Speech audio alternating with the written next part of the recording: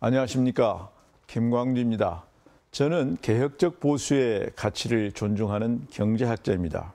그리고 5년 전 대선에서 박근혜 후보를 도왔습니다. 그런데 이번에 문재인 후보와 손을 잡았습니다. 사람들이 의아해합니다. 그런데 저는 왜 문재인을 선택했을까요?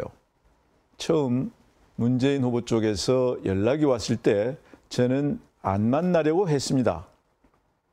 그때까지 저는 문재인 후보에 대한 선입견을 가지고 있었습니다. 문 후보는 진보 정치인으로서 패권주의에 갇혀있는 그런 사람으로 생각했습니다.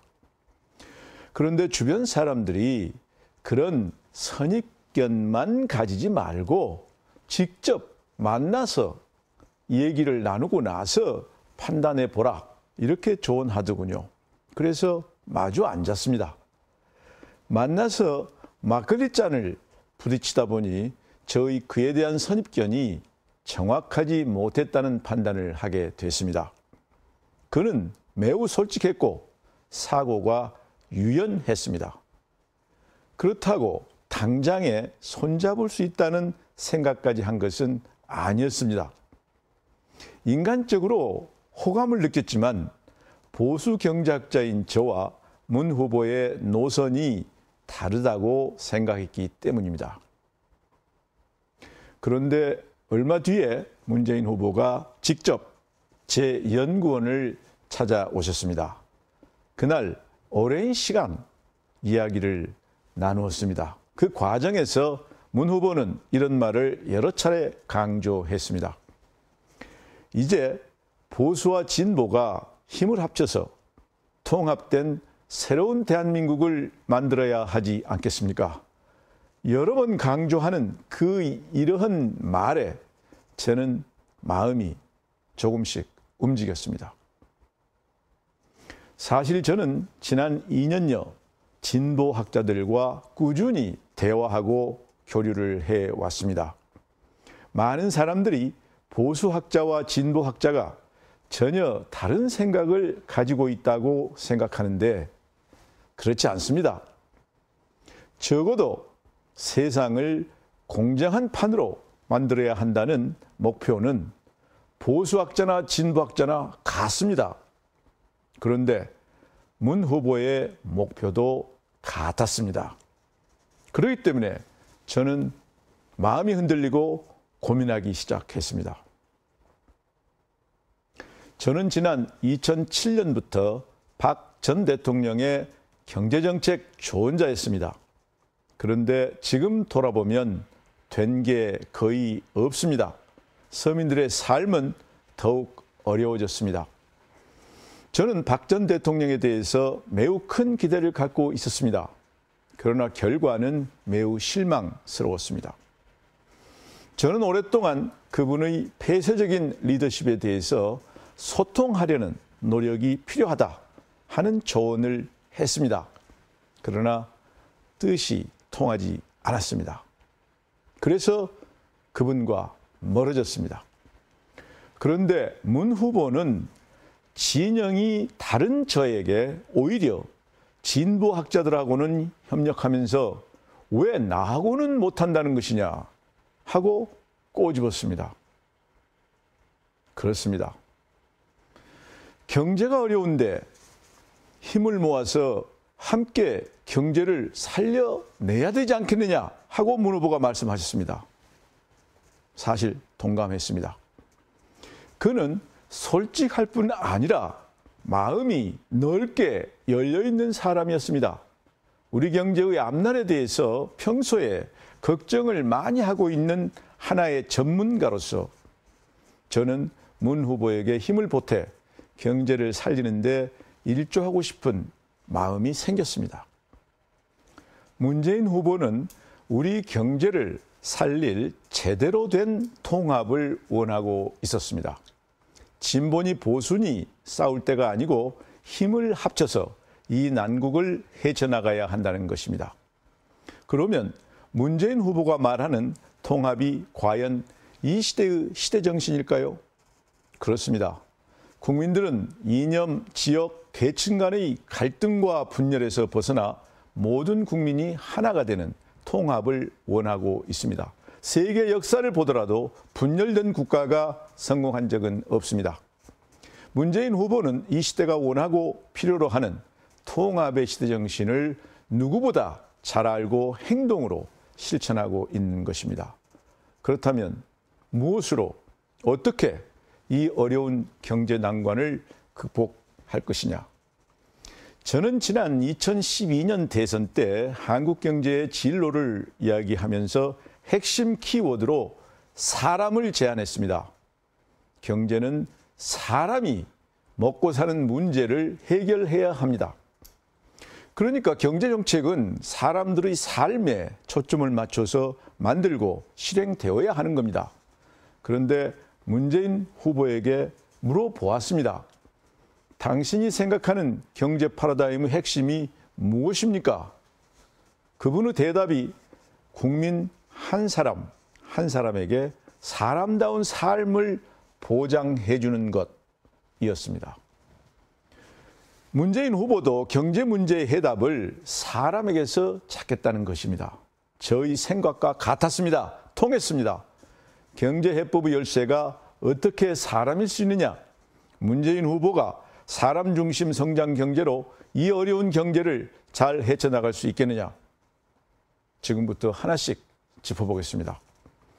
지금 우리 사회에 빚을 갚을 능력이 취약한 사람이 300만 명에 이릅니다.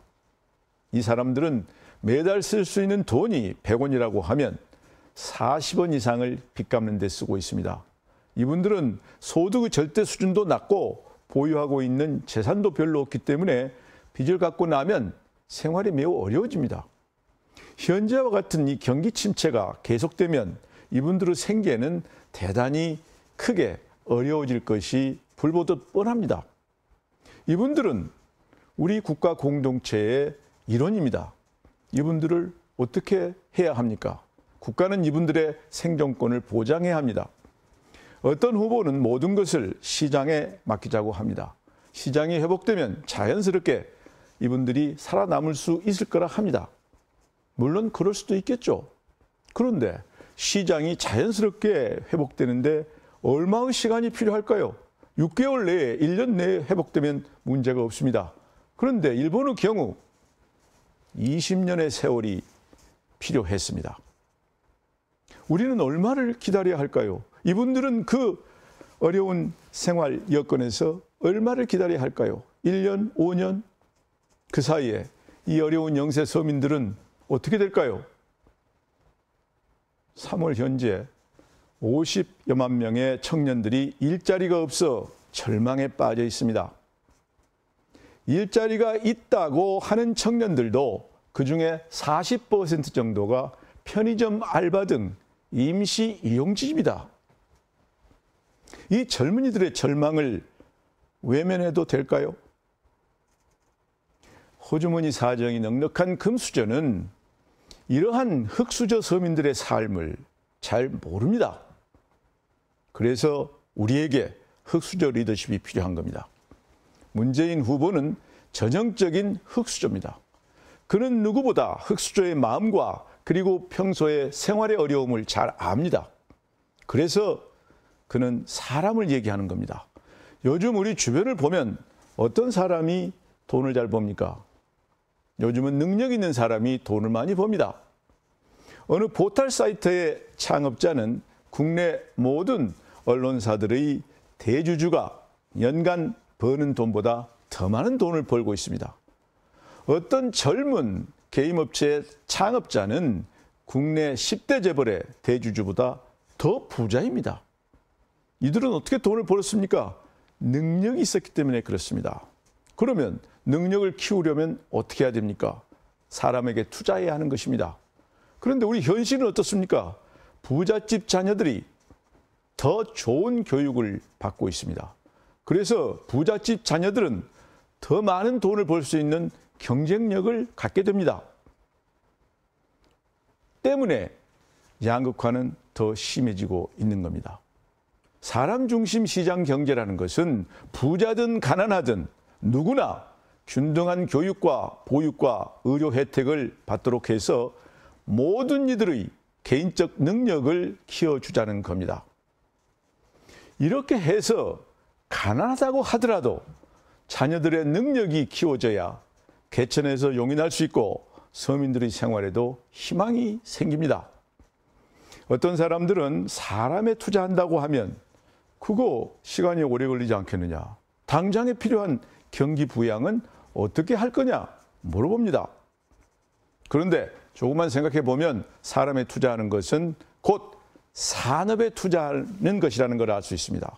예를 들어 우리의 교육 환경, 현재 초중 고등학교의 시설을 보면 30년 이상 된 노후 시설이 매우 많습니다. 이거를 업그레이드 시키는데 15조 정도가 필요하다고 생각합니다. 건물을 다시 지어야 하는 경우도 있고 교육 기자재 이거를 새로 바꿔야 되는 경우도 있습니다. 건물을 다시 지으면 건설업계 일감이 늘어납니다. 교육용 장비를 교체하면 예컨대 전자업계의 일감도 증가합니다. 우리가 연간 3조씩 5년에 걸쳐서 15조를 투자한다고 하면 매년 5만 명의 일자리가 새로 생기는 겁니다. 교육에 대한 투자, 이것은 결과적으로 경기 부양 효과를 갖게 되는 겁니다. 사람에 투자하면서 동시에 경기가 살아나는 것입니다. 어떤 후보는 4차 산업혁명을 민간에 다 맡기자고 합니다. 미국처럼 인력이나 금융기술 그리고 제도 이런 것이 잘 정비되어 있는 나라에서는 그렇습니다. 그리고 궁극적으로 우리나라도 그런 방향으로 나가야 합니다. 그런데 오늘 현재 우리의 현실은 미국과 다릅니다. 모든 부분이 열악합니다. 특히 인력과 제도가 더욱 열악합니다. 자유와 창의가 마음껏 발휘될 수 있는 제도적 환경과 이런 활동에 필요한 사람이 있어야 4차 산업혁명은 성공할 수 있습니다. 이런 제도를 정비하고 사람을 육성하는 것은 정부의 몫입니다. 현재 한국은 미국이 아닌 것입니다. 또 하나, 4차 산업혁명이 새로운 산업의 물결이지만 하루아침에 되는 것은 아닙니다. 그런데 4차 산업혁명을 한다고 해서 그것이 성공적으로 이루어진다고 해서 지금 당장의 일자리가 생깁니까? 그렇지는 않습니다. 인공지능 로봇이 사람의 일자리를 뺏어가고 있지 않습니까? 지금 은행원 수가 왜 줍니까? 핀테크 때문 아닙니까? 4차 산업혁명의 초기 과정에서는 일자리가 오히려 감소하는 것입니다. 더 나아가 소득 양극화가 더 심해질 가능성이 높습니다.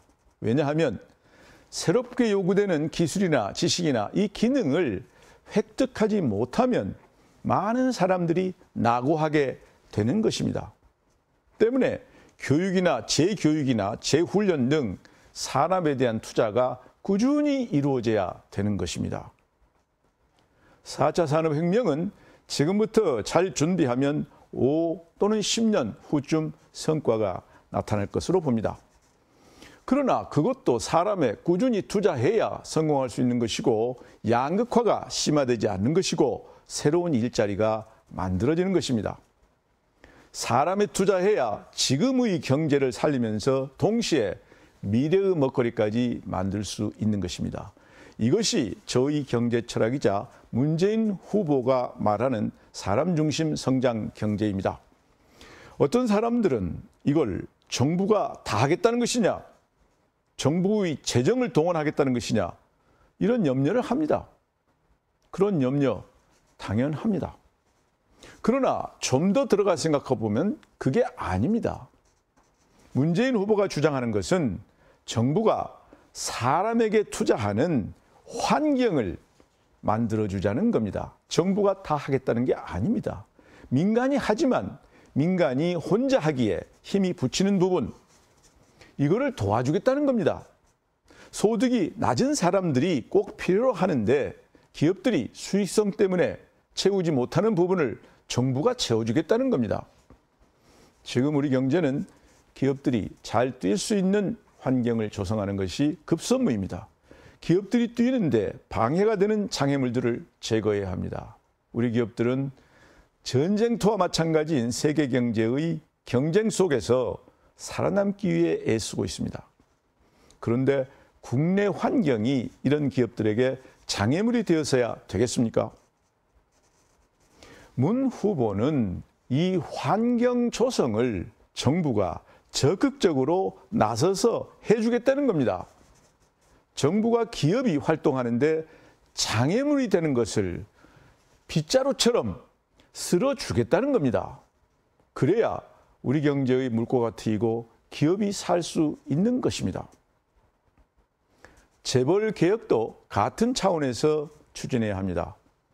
일부 재벌 대기업들의 대주주는 5%도 안 되는 지분을 가지고 전 그룹의 회사들을 좌지우지하면서 사익을 추구하고 중소기업을 착취하고 정경유착, 부정부패를 해왔습니다. 우리가 가슴 아프게 느끼는 이번 국정농단의 핵심도 바로 이런 현상 아닙니까? 이들의 힘자랑 때문에 우리의 시장 질서가 엉망이 되고 있습니다. 이 뿌리 깊은 폐해를 정부가 나서서 청산해서 시장을 공정하게 만들겠다는 것이 문재인 후보의 생각입니다. 믿을 수 있겠냐고요? 믿으십시오. 왜? 문 후보 본인의 인생 자체가 그래왔습니다. 젊어서부터 돈벌이보다는 약자를 위해 노력해온 사람입니다.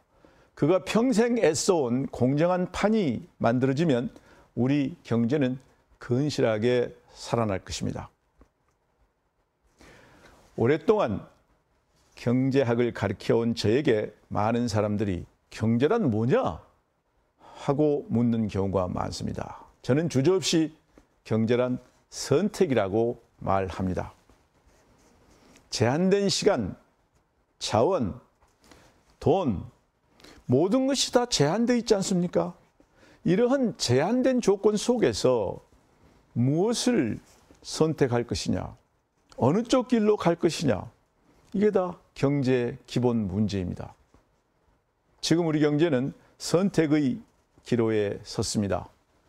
선택의 기준은 공정이고 풀어야 할 숙제는 일자리입니다.